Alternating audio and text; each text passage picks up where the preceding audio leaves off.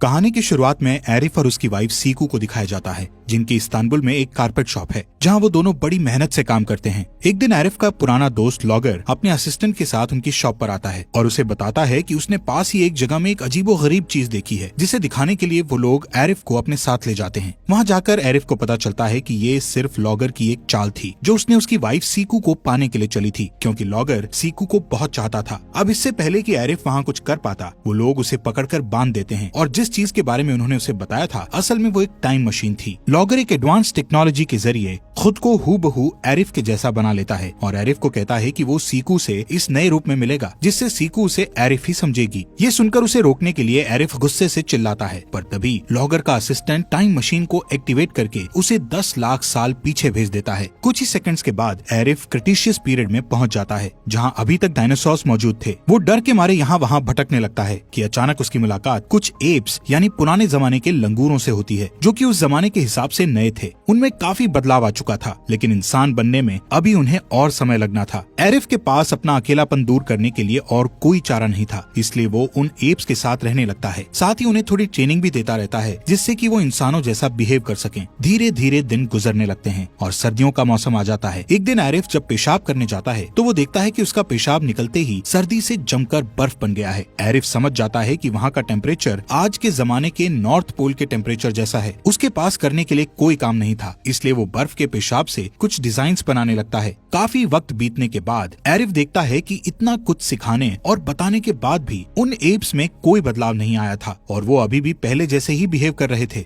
अब एरिफ को रियलाइज होता है कि अगर वो उन एप्स के साथ रहेगा तो कभी घर वापस नहीं जा पाएगा, क्योंकि ये एप्स उसकी कोई मदद नहीं कर सकते थे। इसलिए वो अकेले ही इंसानों की आबादी की तलाश में जंगल की तरफ निकल जाता है। रास्ते में उसे खतरनाक टी-रेक्स डायनासोर मिलता है, जिसकी भयानक आवाज सुनकर पहले तो एरिफ डर जाता है, पर जब उसे पता चलता है कि वो एक मादा डायनासोर है जो उससे बस अपने अंडों की हिफाजत के लिए उस पर गुर्रा रही थी, तो एरिफ फ्रेंडली लुक देकर वहाँ से हट जाता है। टी-रेक्स उसके फ्रेंडली बिहेव से खुश हो जाते हैं और उसे एक मधुमक्खी का छत्ता दे देते हैं। यहाँ पर मधुमक्खी के छत्ते को पाकर एरिफ बहुत खुश होता है, पर जल्दी ही उसे एहसास हो जाता है कि उस छत्ते की वजह से एक बहुत बड़ी मधुमक्खी उसके पीछे पड़ गई है। वो हनी भी उसके पीछे लग जाती है और उसे काटने लगती है। एरिफ अपनी जान बचाने के लिए इधर उधर भागता है। आखिर एक पेड़ के पीछे छिपकर वो किसी तरह मधुमक्खी से अपना पीछा छुड़ाता है, पर तब तक मधुमक्खी की डंक का असर हो चुका था, जिसकी वजह से उसे चक्कर आने लगते हैं और वो जमीन पर गिर जाता है। उसकी आंखें बंद होने से पहले उसे पेड़ पर 2 आदि मानव दिखाई देते हैं। वो कुछ रिएक्शन देता इससे पहले ही वो उसे अपने हथियार से बेहोश कर देते हैं। जब उसकी आंख खुलती है तो वो खुद को एक गुफा के अंदर पाता है, जहाँ ढेर सारे आदि मानव उसे घेरे हुए किसी मंत्र का जाप कर रहे थे। दरअसल एरिफ उनके लिए एक स्ट्रेंजर था, इसलिए वो सब उससे डरे हुए थे और उसे मारने की तैयारी कर रहे थे। एरिफ को उनकी भाषा आती थी, इसलिए वो उनके सरदार डिमी से कहता है कि वो फ्यूचर से आया हुआ एक आम इंसान है और वो उन्हें किसी तरह का कोई नुकसान नहीं पहुंचाएगा। उनकी बात अभी चल ही रही थी कि एक आदमी आकर खबर देता है कि एरोजेंस आए हैं। एरोजेंस एक अलग कबीला था, जिसका सरदार कारगा था। वो लोग काफी समय से डिमी के कबीले पर जुल्म करते आ रहे थे।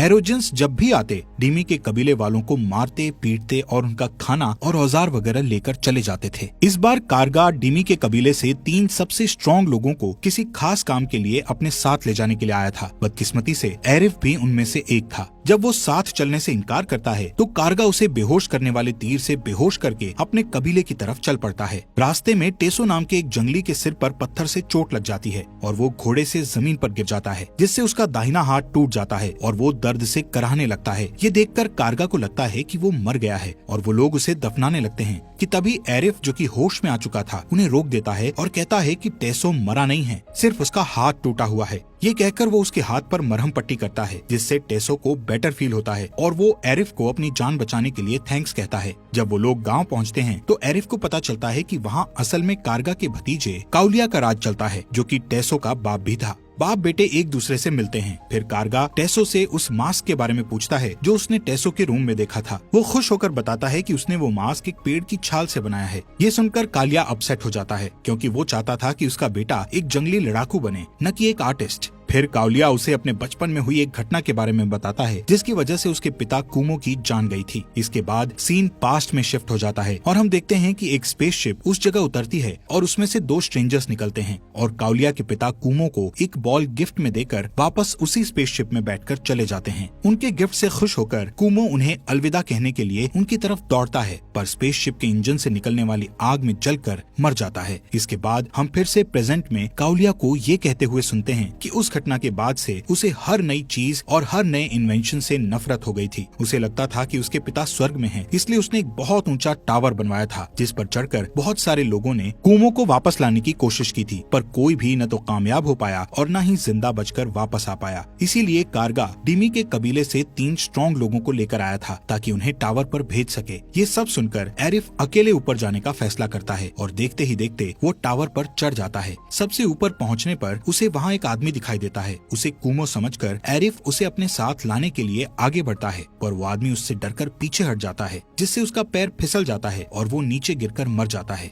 इस बात से अपसेट होकर एरिफ धीरे धीरे नीचे उतरने लगता है। जब वो वापस जमीन पर पहुंचता है तो सारे गांव वाले उसे जिंदा देखकर हैरान रह जाते हैं, क्योंकि टावर से जिंदा लौटने वाला वो पहला इंसान था। इसी बात पर लोग खुशी से झूमने लगते हैं, जिससे माहौल थोड़ा अच्छा हो जाता है। काउलिया इस बात से अपसेट हो जाता है कि एरिफ उसके बाप को नहीं ला पाया, पर उसके एफर्ट्स को देखकर वो उसे माफ कर देता है। टेसो एरिफ की बहादुरी से इम्प्रेस होकर एक स्टोन पर उसका ड्राइंग बनाने लगता है। एरिफ उसके कला की तारीफ करता है। तब टेसो उसे अपनी ड्राइंग्स का रेयर कलेक्शन दिखाता है जिसमें दूसरे गांव की एक लड़की की तस्वीर भी थी जिसका नाम मिमी था। टेसो उसे बताता है कि वो उस लड़की को चाहता है। उस तस्वीर को देखकर एरिफ को अपनी वाइफ सीकू की याद आ जाती है और वो टेसो से रिक्वेस्ट करता है कि वो उसे अपने सारे औजार दे दे जिसकी मदद से वो अपने टाइम में वापस जा सके। टेसो कहता है कि ये इम्पॉसिबल है क्योंकि उसके पिता ने उन सारे औजारों को एक गुफा में बंद कर रखा है और सबको सख्ती से मना कर दिया है कि वो उसका इस्तेमाल न करे। पर एरिफ टेसो को मिमी से मिलाने का वादा करके उसे मना लेता है। उस रात वो दोनों टूल्स ढूंढने के लिए चुपके से गुफा के अंदर जाते हैं, पर बदकिस्मती से कारगा उन्हें देख लेता है और पकड़कर काउलिया के पास ले जाता है, जो अपने बेटे को चोरी करते हुए पकड़े जाने पर बहुत निराश होता है और उसे गांव से बेदखल कर देता है। इस बात से दुखी होकर टेसो एरिफ के साथ गांव छोड़कर चला जाता है। अगले सीन में हम देखते हैं कि वो दोनों एक जंगल से गुजर रहे होते हैं कि अचानक उन्हें मिमी और उसकी सहेलियां एक नदी में नहाती हुई दिख जाती हैं। मिमी टेसो के बैकग्राउंड की वजह से उसे पसंद नहीं करती थी, पर एरिफ टेसो की पीठ पर मिमी को उसका टैटू दिखाता है जिसे देखकर वो इम्प्रेस हो जाती है और टेसो के बारे में उसकी सोच बदल जाती है। फिर वो सारे लोग वापस डिमी के गांव चले जाते हैं और तब एरिफ उन सबको एक नई सभ्यता की शुरुआत करने का प्लान बताता है। वो डिमी को काउलिया की गुफा में छिपे हुए हजारों काम के गैजेट्स के बारे में बताता है और उन्हें चुराने के लिए उसकी मदद मांगता है। नए टूल्स और टेक्नोलॉजी से जिंदगी को बेहतर बनाने की उम्मीद में वो लोग उसके प्लान में शामिल हो जाते हैं। उस रात एरिफ और टेसो फिर से काउलिया की गुफा में जाते हैं और सारी जरूरत की चीजें एक चक्के वाली गाड़ी में लादकर वापस अपने गांव ले आते हैं।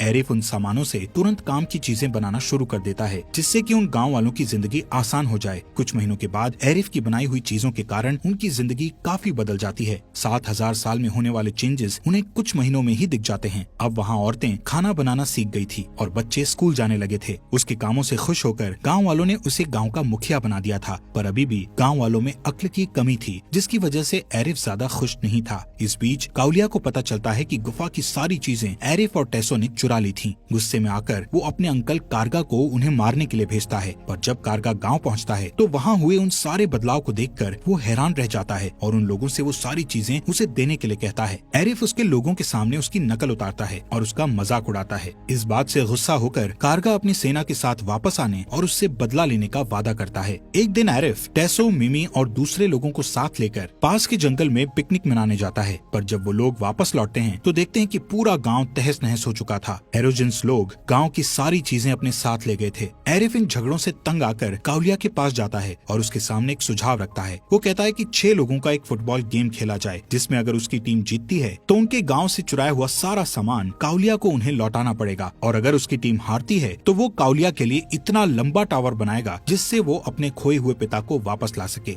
इसके लिए काउलिया तुरंत मान जाता है। तब इस बात का खुलासा होता है कि एरोजेंस अपने मरे हुए बाप कुमो की याद में काफी समय से बॉल गेम खेल खेलते आ रहे हैं। कुमो का खास बॉल उनके लिए एक खजाने जैसा था, इसलिए काउलिया को एक टीम बनाने में कोई दिक्कत नहीं थी। वो अपनी टीम में 6 सबसे मजबूत, तगड़े और ताकतवर लोगों को चुनता है। दूसरी तरफ एरिफ भी अपनी टीम के लिए खिलाड़ियों का चुनाव करता है, पर बदकिस्मती से उसके लोगों ने कभी फुटबॉल खेलना तो दूर, फुटबॉल टीम जैसी किसी चीज का नाम भी नहीं सुना था। इसी बीच मिमी बताती है कि कुहारा नाम का एक पुराना एरोजन गोलकीपर उनके गांव में रहता है। वो फुटबॉल से रिटायर हो चुका था। उसने एक मैच में 8 गोल किए थे। एरिफ उसे खेलने के लिए मनाने की कोशिश करता है, पर वो खेलने से इनकार कर देता है। ये देखकर डिमी गोलकीपर बनने के लिए तैयार हो जाता है। एरिफ और टेसो फॉरवर्ड स्ट्राइकर्स बन जाते हैं और बाकी खिलाड़ी दूसरे गांव वालों को बना दिया जाता है। इसके साथ ही एरिफ और उसकी टीम सख्त ट्रेनिंग में जुट जाते हैं। मिमी और दूसरी औरतें टीम के लिए फुटबॉल जर्सी बनाती हैं। एरिफ और उसकी टीम प्रैक्टिस करते करते अच्छे से फुटबॉल खेलने लग जाते हैं। जल्दी ही वो खास दिन आ जाता है। सारे लोग जोश से भरे होते हैं, लेकिन बदकिस्मती से खेल की शुरुआत से ही एरोजेंस लोग उन पर भारी पड़ने लगते हैं। वो लोग बड़ी आसानी से अपने दुश्मन को पस्त करके 4 शानदार गोल कर लेते हैं। एरिफ की टीम का एक खिलाड़ी हाफ टाइम से थोड़ा पहले एक गोल करने में कामयाब हो जाता है और इस खुशी का जश्न मनाने के लिए वो इतनी तेजी से दौड़ता है कि पास जल रही आग में गिर जाता है। इसी बीच हाफ टाइम में डिस्कस करते हुए एरिफ उनसे कहता है कि वो दरअसल दूसरे ग्रह से आया हुआ एक एलियन है जो इस प्लेनेट पर अच्छे खाने की वजह से रह रहा था। उसके पास कुछ सुपर पावर्स थे जो गेम को आसानी से उनकी तरफ पलट सकते थे, पर उसने अब तक उन पावर्स का इस्तेमाल नहीं किया था क्योंकि उसे डर था कि इससे किसी को चोट पहुंच सकती थी। चूंकि अब उसकी टीम की जीत का सवाल है तो उसे एलियन बनना पड़ेगा।